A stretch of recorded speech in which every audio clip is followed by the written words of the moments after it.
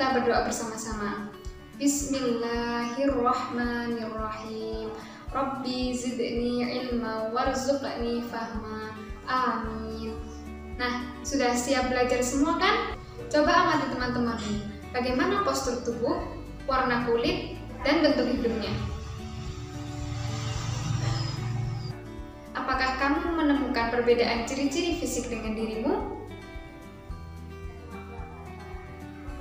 Tentu kamu menemukan banyak sekali perbedaan ciri fisik dengan dirimu, seperti warna kulit, bentuk hidung, bentuk wajah, dan masih banyak lagi. Coba perhatikan buah ini. Buah apakah ini? Buah ini adalah jerpaya. Jerpaya adalah buah hasil persilangan dari jeruk dan pepaya. Mengapa bisa seperti itu? Apakah kamu tertarik untuk membuat buah persilangan lain? Kalau kamu tertarik, ayo pelajari bab ini dengan semangat. Hari ini kita akan belajar tentang pewarisan sifat pada makhluk hidup.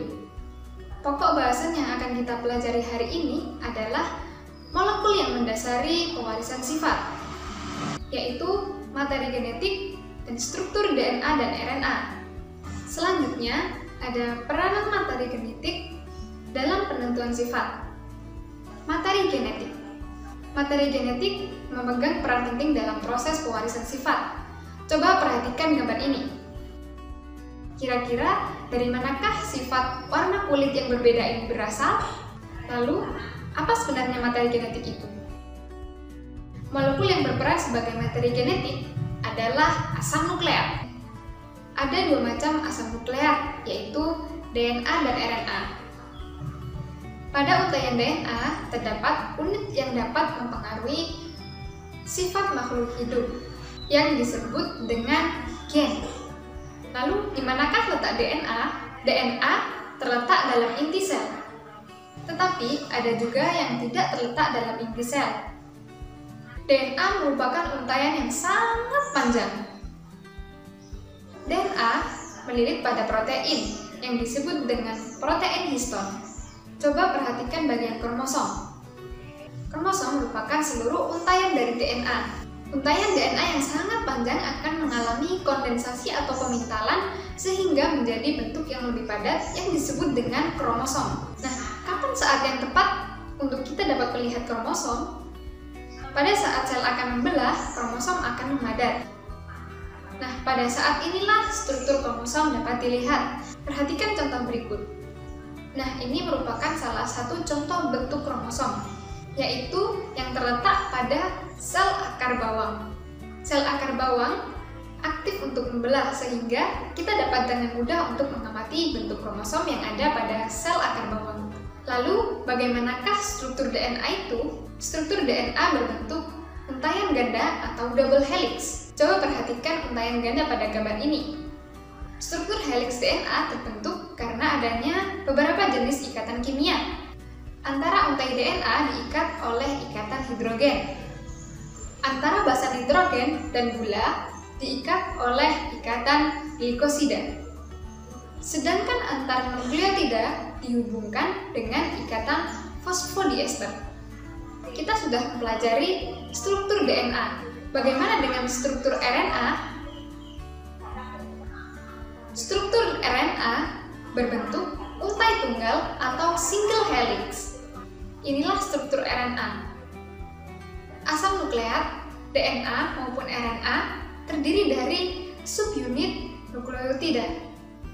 Subunit nukleotida terdiri dari gugus fosfat, gula, dan basa nitrogen. Subunit nukleotida dapat dibagi menjadi struktur yang lebih kecil lagi yang disebut dengan nukleosida. Nukleosida terdiri dari basa nitrogen dan gula tanpa gugus fosfat. Nah, sekarang apa perbedaan penyusun DNA dan RNA? Nah, selain perbedaan struktur, apalagi yang membedakan DNA dan RNA? Yang membedakan lagi adalah gula pentosanya. Gula pentosa pada DNA adalah deoksiribosa, sedangkan pada RNA adalah ribosa. Bagaimana dengan basa nitrogen DNA dan RNA? Ada 4 basa nitrogen yang menyusun DNA maupun RNA, yaitu adenin yang selalu berpasangan dengan timin dan guanin yang selalu berpasangan dengan sitosin. Sedangkan pada RNA, adenin selalu berpasangan dengan urasil dan guanin selalu berpasangan dengan sitosin. Perbedaan basa nitrogen antara RNA dan DNA hanya terletak pada basa nitrogen, timin, dan urasil. Pada RNA tidak ada basa nitrogen timin.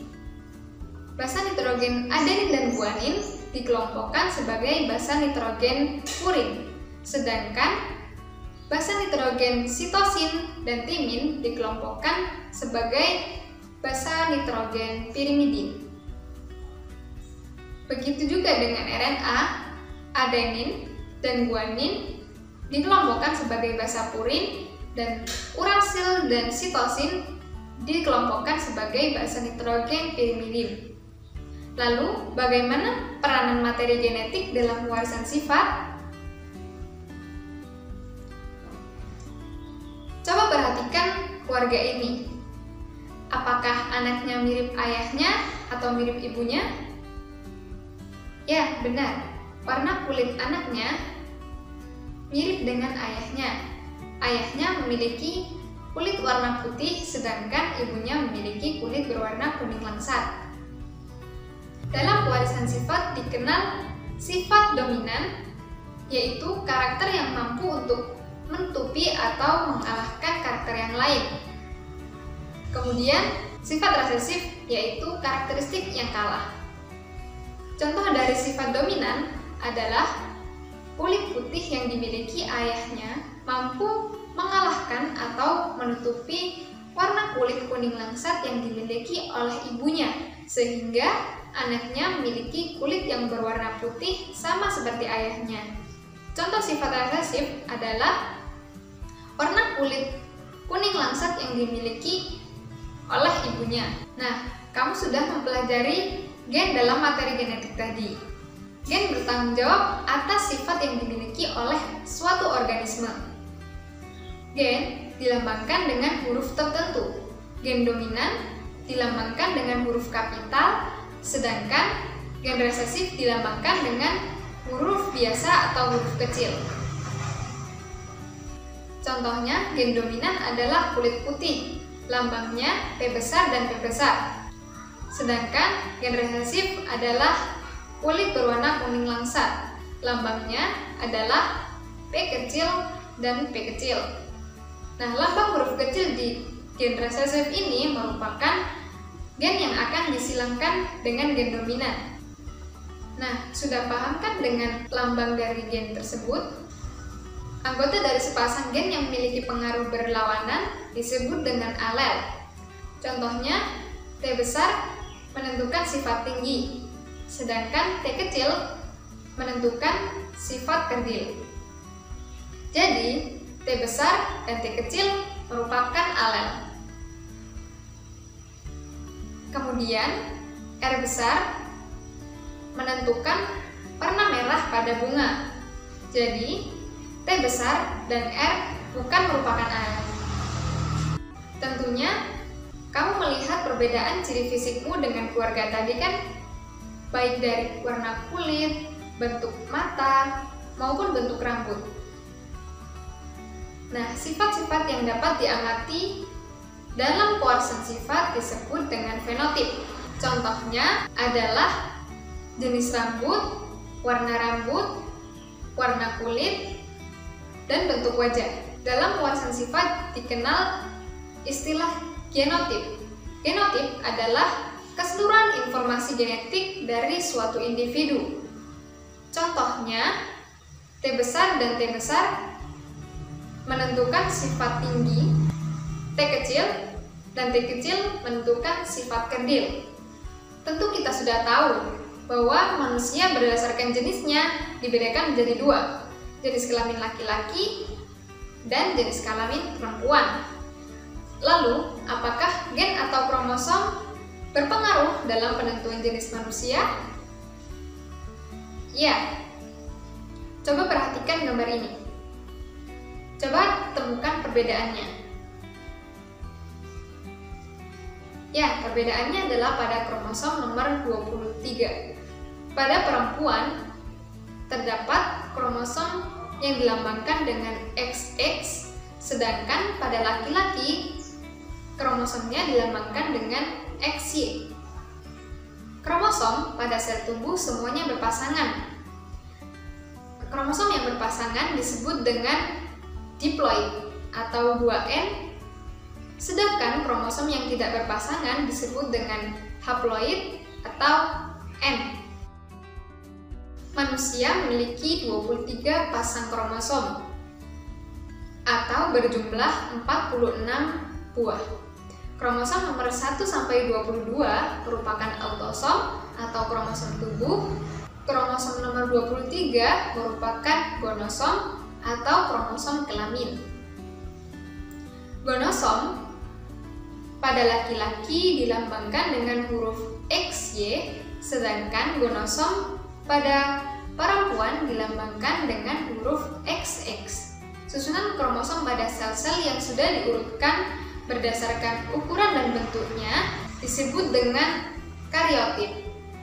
Nah, bagaimana menuliskan kariotip laki-laki dan perempuan? Kariotip laki-laki dapat ditulis dengan 22AA plus XY, dan kariotip kromosom perempuan dapat ditulis dengan 22AA plus XX.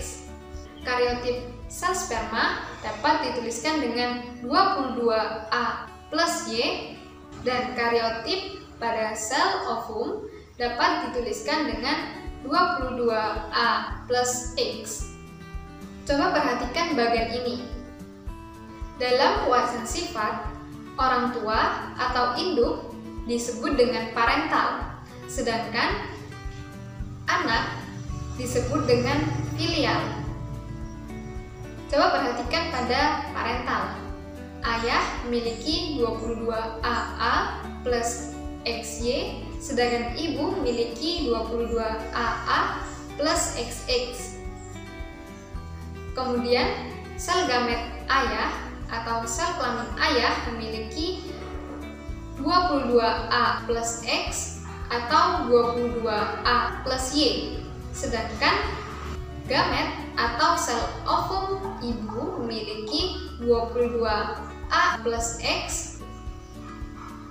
Nah, ketika sel gamet itu dikawinkan, akan menghasilkan filial atau anak 22AA plus XY yang berjenis kelamin laki-laki atau 22AA plus XX yang berjenis kelamin perempuan. Nah, bagaimana? Sudah paham kan apa itu materi genetik dan bagaimana peranan materi genetik dalam pewarisan sifat? Coba kerjakan tugas ini. Selamat mengerjakan!